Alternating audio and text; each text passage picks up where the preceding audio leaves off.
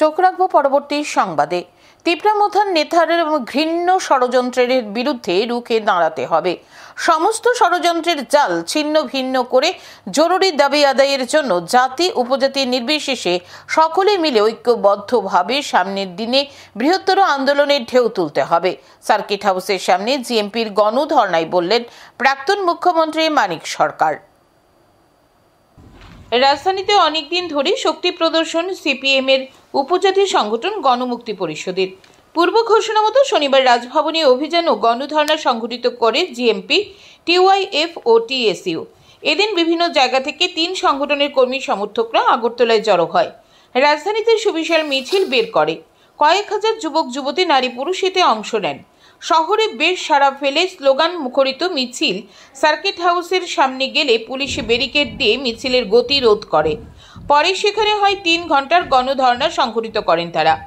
এদিন মিছিলে পা মেলান প্রাক্তন মুখ্যমন্ত্রী মানিক সরকার, বিরোধী দলনেতা জিতেন চৌধুরী, জিএমপির সভাপতি সাধারণ সম্পাদক রাধাচরণ দেববর্মা, সভাপতি নরেশ জমাতিয়া, যুব নেতা কুমুদ দেববর্মা সহ অন্যান্যরা।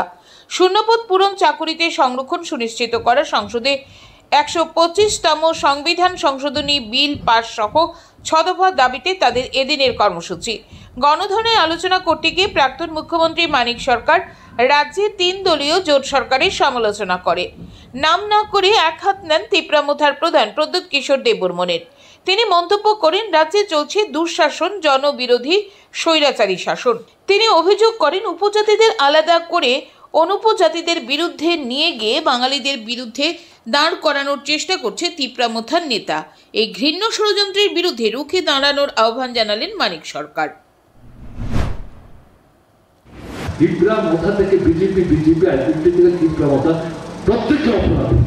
কাজে আপনাদের কাছে যেটা হবে যে উপজাতিদেরকে আলাদা করে অনুপজাতিদের বিরুদ্ধে নিয়ে গিয়ে মূলত বাঙালিদের বিরুদ্ধে দাঁড় করাবার চেষ্টা করছে তীব্রামথার নেতা।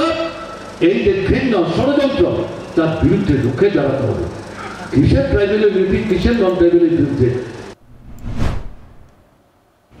2018 সালের বিধানসভা নির্বাচনের আগ থেকে পাহাড় ভাঙতে শুরু করেছে জিএমপি। 2023 সালের বিধানসভা নির্বাচনের সময় দেখা যায় আরও কোণঠাসা পাহাড়ি হয়েছে জিএমপি।